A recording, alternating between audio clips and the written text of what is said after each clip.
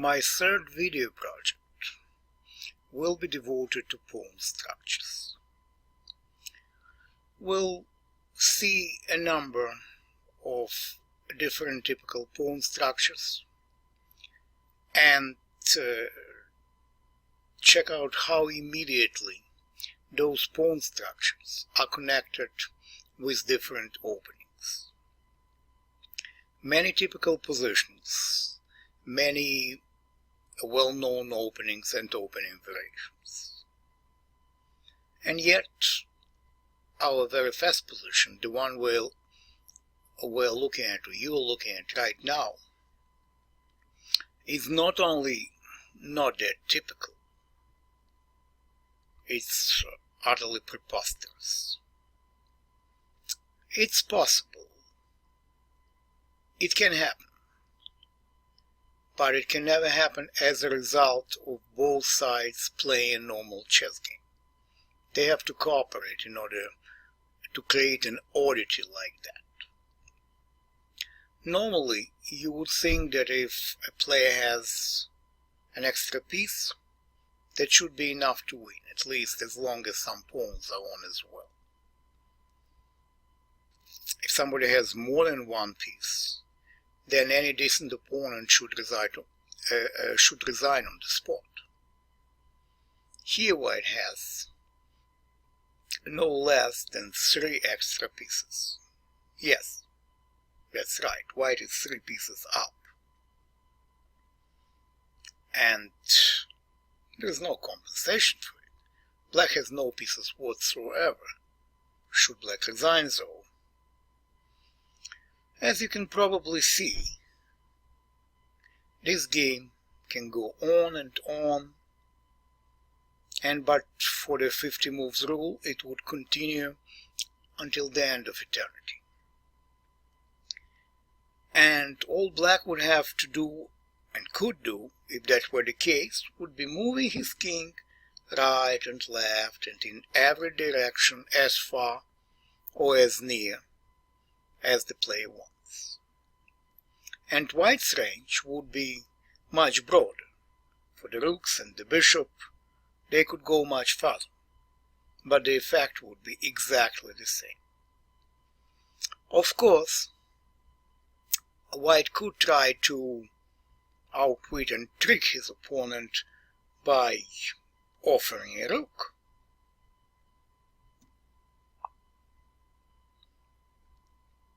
And wouldn't you normally take a rook if offered? You probably would, but better not in this position, because if you ever do, then after e6, d takes e, and d7, king takes d7. This king would move up and up, come to e5, come to d6, and gradually squeeze the black counterpart aside, or just push it aside, and win one of those pawns and promote one of his own, or help promote one of his own. But obviously, chess is not checkers. So, Black is not obliged to take the rook.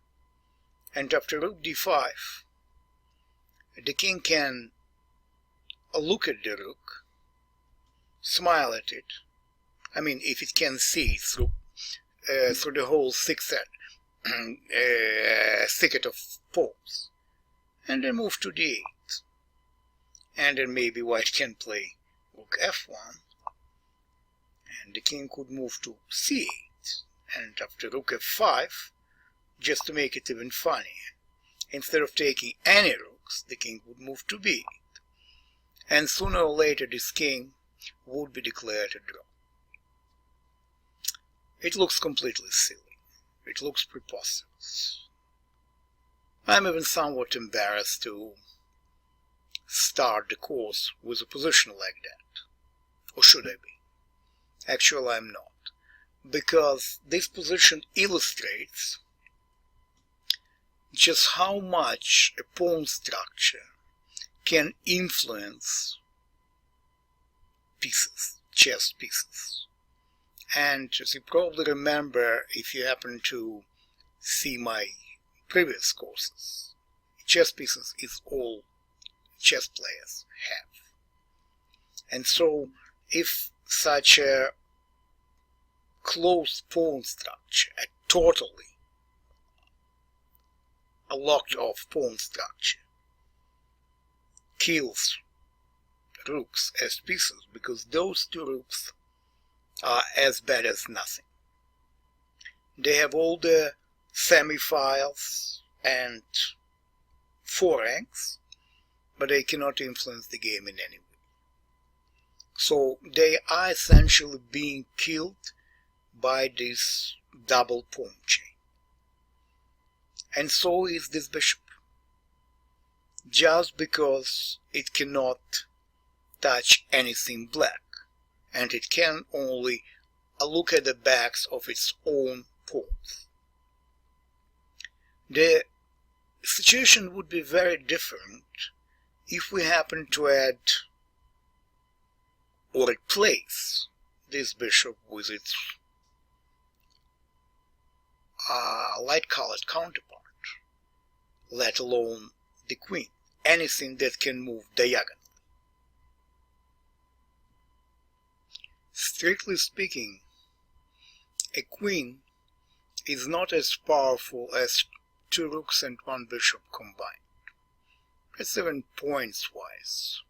It would be 9 points against 12 or 13. But this queen has one very important advantage over those three pieces that we saw in the previous position. It can move diagonally, and it can actually threaten black's pawns.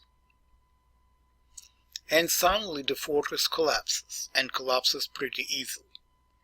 All black and all white has to do is to threaten a pawn, or better, two.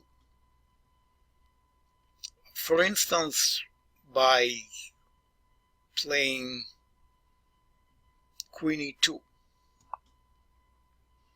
and after king d8, the queen just takes on a6, and the king cannot stop the pawn from promoting. And as a matter of fact, black is going to be checkmated on the very next move after king e8. And even if white chooses, or let's say for instance, if the king were on d8, if white wasted a move,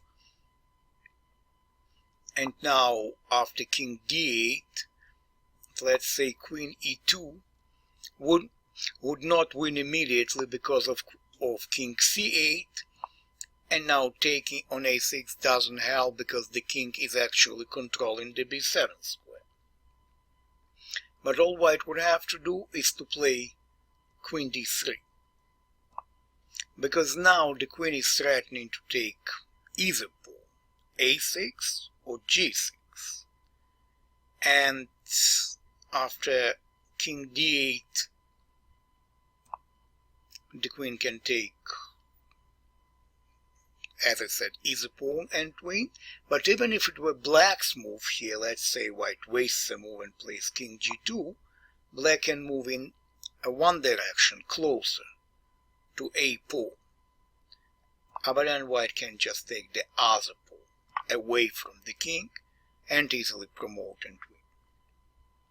Strangely, it doesn't take a queen to win this position like that. A mere bishop, but of the right color, of the light color in this case, would do. The plan would be exactly the same. Bring the bishop to d3 and then take one of the pawns depending on the king's position. And so winning with two rooks and a wrong bishop is impossible, while winning with a queen or a right bishop is pretty easy. Not surprisingly, the most competitive case of this position happens when white has a knight and nothing else. Initially it might seem that the knight is not enough, because if the knight sacrifices itself and black takes the knight and there is a passed pawn, the king should be able to control this passed pawn, and then white can never break through. For instance, after knight c2, king d8, knight d4, the king can go either to c8 or e8, and then if the knight takes a pawn, black just takes with the d pawn and makes sure that the king controls the d7 square. And if the knight comes to f4, for instance, the king is just in time to come to e8. And once again, it doesn't matter which pawn the knight takes, black can just take back with the f pawn, and the king is right there to check the f7 square. So a white cannot win just anyhow, yet he can win. And he can win by threatening pawns on both sides.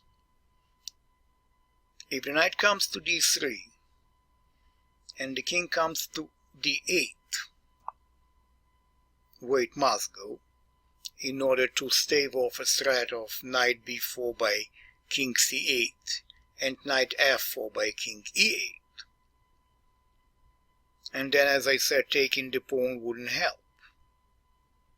But all white needs now is to lose a tempo and to make sure that the knight stays where it is, but it's black's move now. And it's easy to do by moving the king.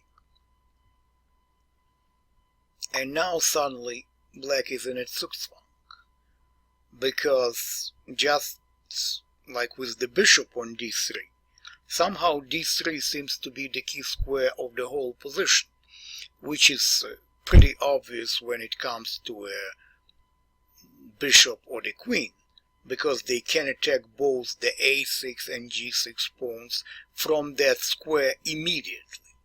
That's a straightforward direct attack on the pawns.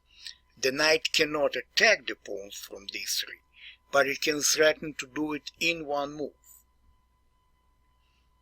And just like its colleagues, the other pieces, it's just going to the opposite direction.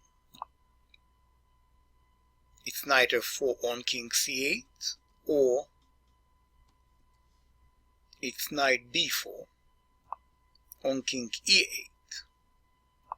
And the very next move, the knight takes the pawn on a6.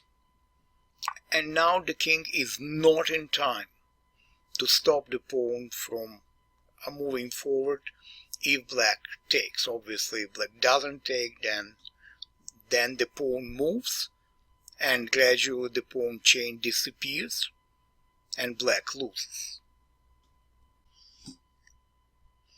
We have just discussed a totally made up and a silly looking position, and yet it helped us to draw serious conclusions. It helped us to illustrate how certain pawn structures, well, this one pawn structure that we were looking at, that served as an example. So how pawn structures can essentially destroy one pieces and enhance and glorify others. To be precise, that particular position wouldn't be enjoyed by any chess pieces. So white managed to win it with the queen or a light-colored bishop or a knight, but that's only because of a material advantage. For instance, if black had a knight somewhere on the 8th rank and just protecting those pawns, so if the task of protecting the pawns was shared between the knight and the king, then even a queen wouldn't be enough to win. And that's because pawn chains like that block off the whole board. And any piece, and not only rooks and bishops, but even the queen, powerful as it is, still needs space to move around. Not half a space, not just half a board, but, well, either the whole board or most part of it, to be really efficient. And even the knight that would be able to reach essentially any square, even on such a close board, would not really enjoy it because it wouldn't be able to attack anything, because everything was protected. But at the same time, this position clearly favored the knight, let's say, over any other piece, including the queen, because for the knight it was the most natural element. That's an extreme, and we can easily imagine the opposite extreme. A near empty board with everything open, all the files, all the ranks, all the diagonals. That would be a feast for rooks and bishops and the queen, and a nightmare for knights. And the king, or both kings, probably, because kings need protection. They need to be defended, and they need pawns to defend them, and if the board is completely open, it means that there are not so many pawns left. So when we talk about extremes, we use words like glorify or destroy. In real life, in real games, it's more moderate. Their influence is more restricted. It's more like limiting pieces, or the opposite of limiting would be enhancing them. And that's where we can come back to our real topic. Well, now we're better prepared for our real topic, for the connection between pawn structures and different openings. Let's take a look at an example, at a pretty popular opening, the French. e4, e6, d4, d5.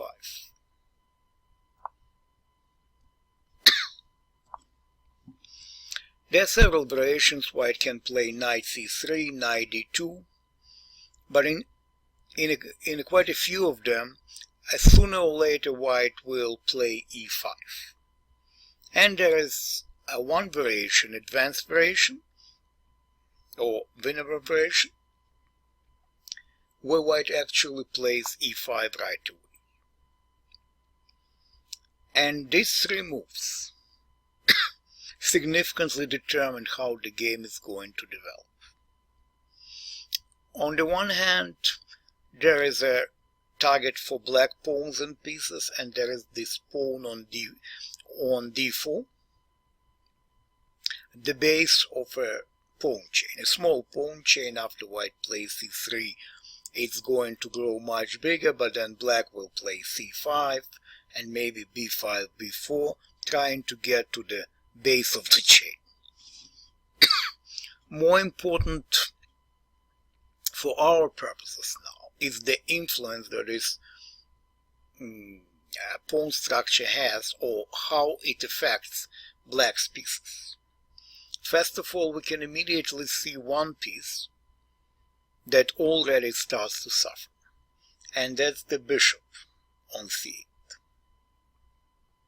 It's not for nothing that this piece is known as the French bishop. For those of us who are not chess players, an expression, a French bishop, might mean a high-ranked church official living somewhere in Paris. And as such, he can be good, bad, or whatever. But for chess players, it's the French bishop, not a French bishop. And the French bishop is always bad. It's always a problem, because this piece is already restricted by its own pawns. And those pawns in their turn cannot move forward, cannot make space for the bishop, because they are physically blocked. That's why it's pretty vital for black to try to get rid of those restrictive pawns, and he's trying to break this chain by attacking the base, and then later by playing f6, attacking the point of the chain, and hoping to get rid of the pawns and move his own pawns. And if he succeeds, his position might become great. If this bishop ever breaks through, and that happens without black incurring any material disadvantage, most likely black will have a very good position. On the other hand, as long as the bishop stays behind the pawn chain and restricted, black is struggling. It's interesting that one of the variations is b6. Black knows his problem and tries to solve it right away. For instance, on bishop d3, he wants to play bishop a6 and trade up, trade a very bad piece for a pretty good piece threatening the king side. And after black castles, this bishop on d3 might have a very long look at a pawn on h7, a long and greedy look at the pawn on h7. So if black can trade it right away, it's definitely a trade up. Normally it doesn't happen like that, because in this position white plays c3, and now bishop a6 is a blunder, because after bishop takes a6, knight takes a6, queen a4, black loses the piece. Obviously that's an accident. If that happens, that's a sad accident from black's perspective, and it's also a well-known position. So instead of playing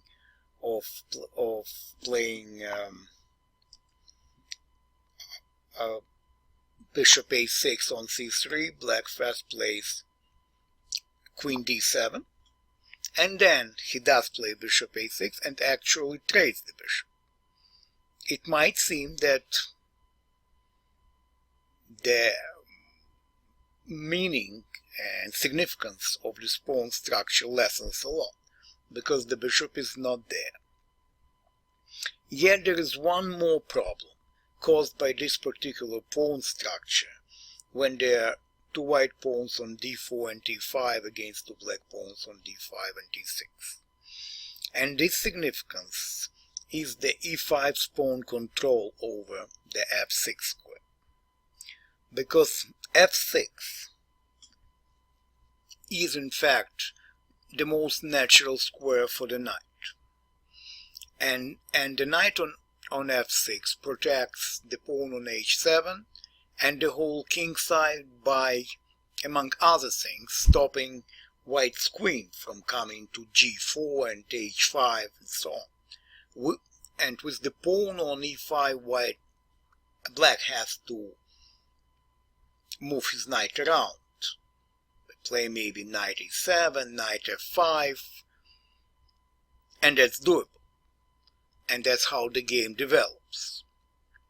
But this wedge, this chain, or point of the chain on e5, significantly affects the game and changes black's plans.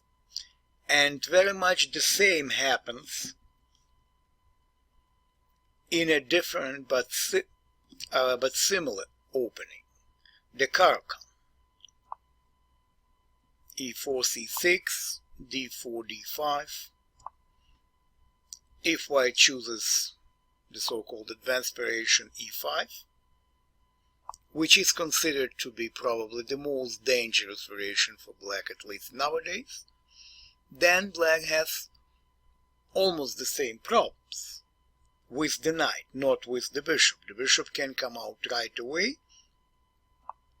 and initially white would wait for the pawn to come to e6 by playing, for instance, knight c3, and then try to get to the bishop very quickly by playing g4 and h4, and it would result in a very sharp position where on many occasions black would successfully hold his own. So white changed his strategy. Instead of getting to the bishop, he just develops. He plays knight f3, e6, bishop e2, and then he castles, and black in the meantime plays like knight e7, knight d7,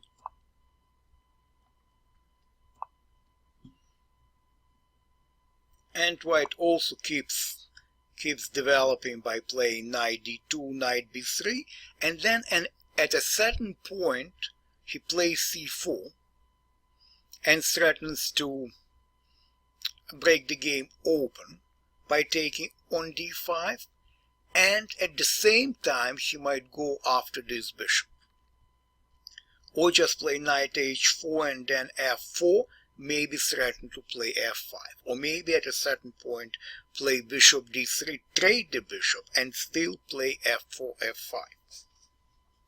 Because there is one more aspect, or one more advantage the pawn on e5 provides white with. Because it's a bigger pawn, it's more advanced than its counterpart on the e file on e6. So if white manages to play f4 and f5, the pressure on the pawn on e6 might become quite unbearable, as well as a threat to play f6 and get very close to the king. So as well here black has to try to do something against the pawn chain and play f6, which is weakening his king. It's to avoid troubles like that black started with answering e4 with e5.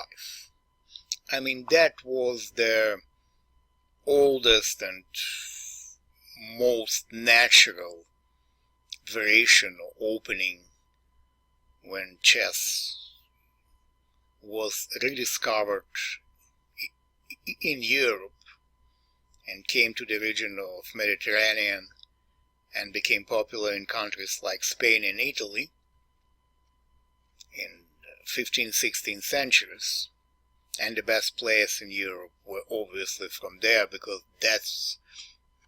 that was where the game was developing. They played, those best players of their time would almost always play e5 on e4.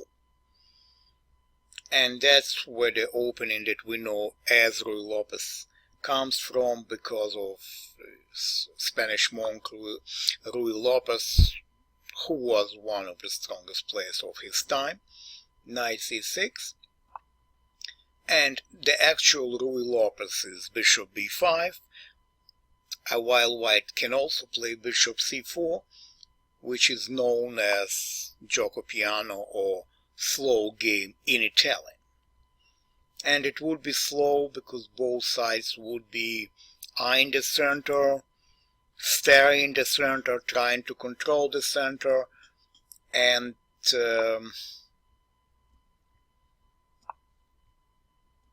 they would play moves like that. And the main problem with that is the bishop on c4, because this bishop put some pressure on the pawn f7.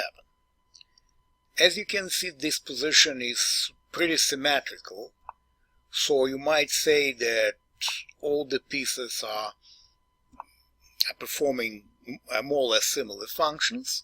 But if that's the case, white will have an advantage, always have some advantage because of his moving fast, because he has an extra tempo.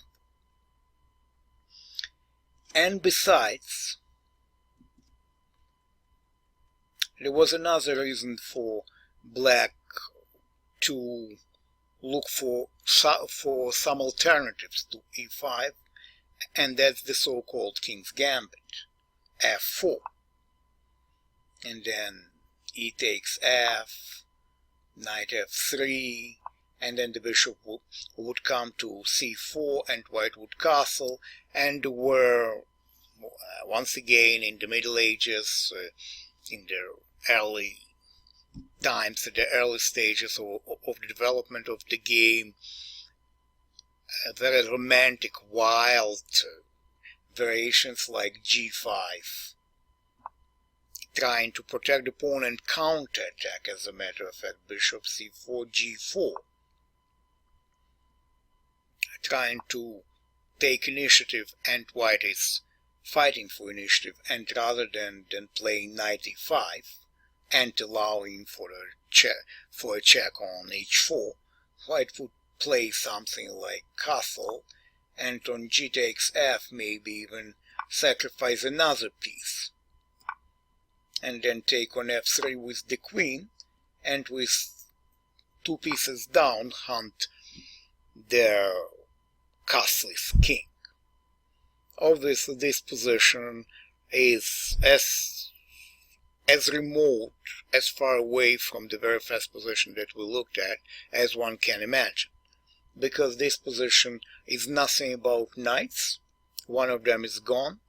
The three are still remaining, but they are not going to play too big a role in this position, and everything about rooks.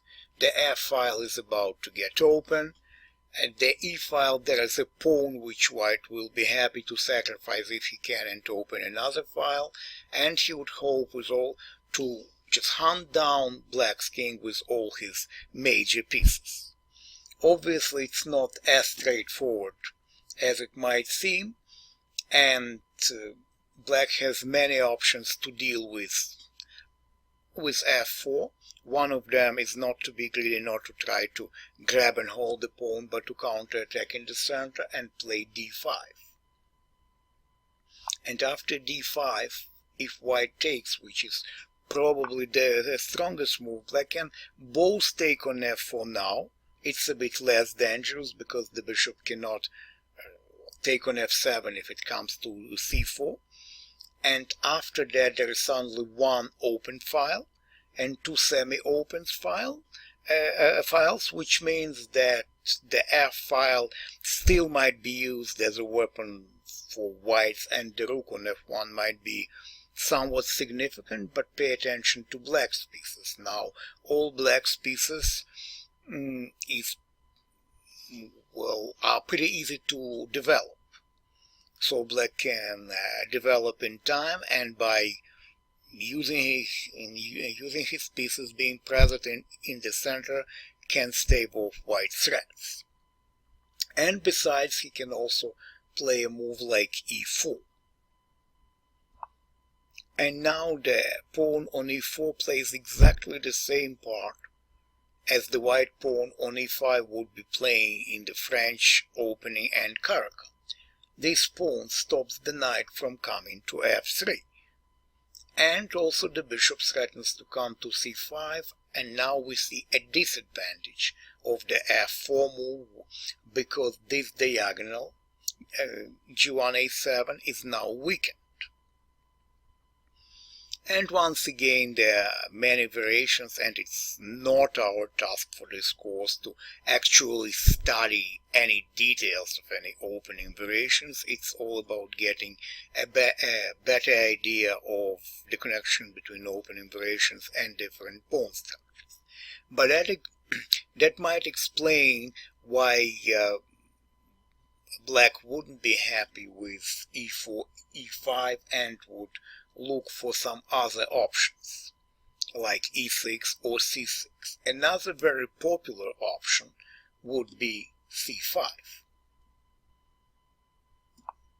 the so-called Sicilian opening.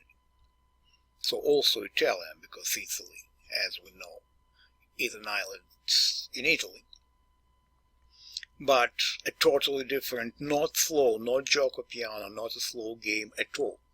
Because the idea is that after knight f3, and there are many moves like knight c6 or d6 or e6 or even g6, but what happens if white goes for the main variation, which is d4, and not for something like bishop b5, which is also playable and popular, well, among some players and under certain circumstances, but d4 as the main variation, and after c takes d, knight d4, and let's say two more natural moves, knight f6, knight c3, and now black can go for the dragon, g6, or knight of a6, or play e6, or even e5, which, by the way, e5, the last option, defines a totally different pawn structure, because now this is a fist, once again a fist for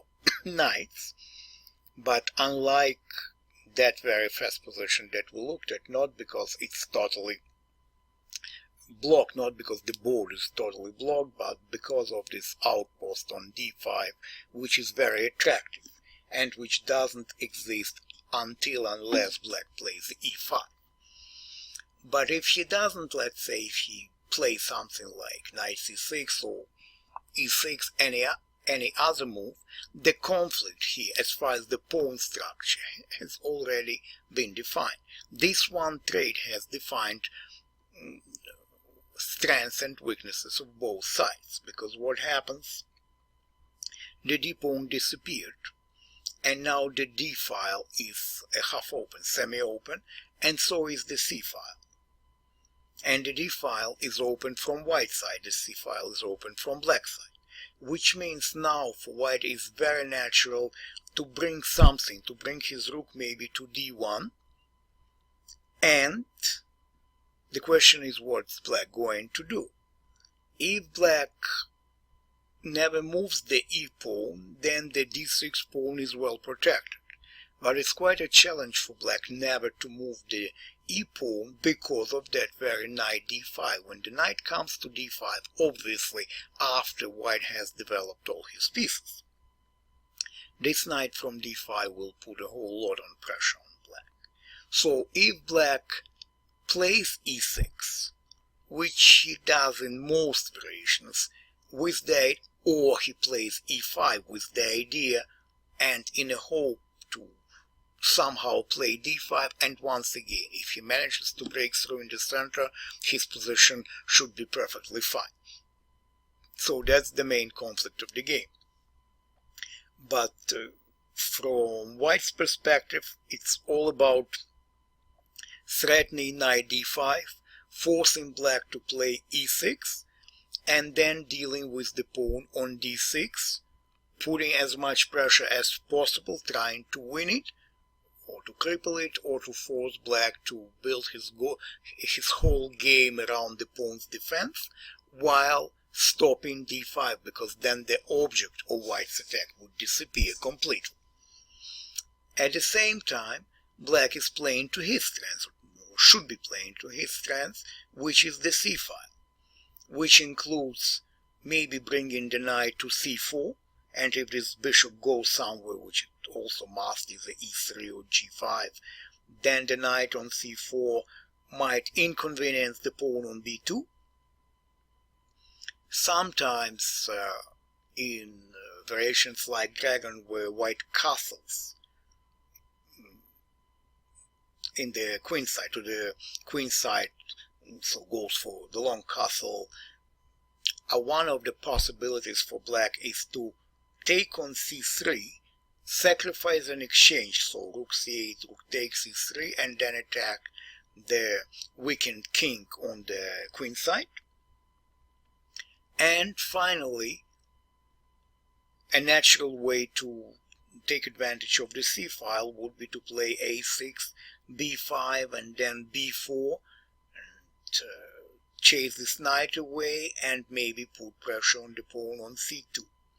So there are two open files. It's a very typical position with two open files, where each side operates along one of those files, and then whoever does it more efficiently is most likely to prevail.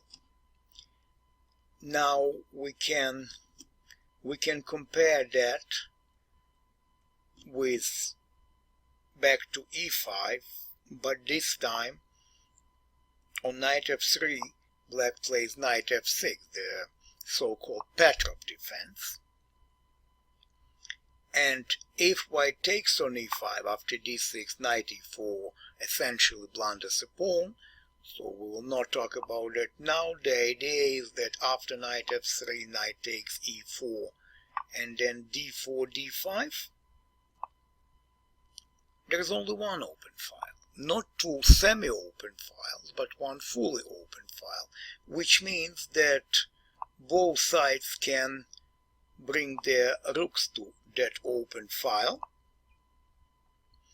and fight for it as hard as they can. For instance, c4, c6, knight c3, and there are quite a few variations. As always, I keep saying that obviously chess is there's so much variety about chess. That's why it has survived for so many millennia. And the Petrov defense has been considered, or was considered, quite boring for many years and many decades, and now there is some sort of revival because white finds way to actually create a pretty, well, to create some initiative, a pretty strong initiative. And for instance, here one of the variations for black is to take on c3 and then take on c4 and play bishop f5, I believe.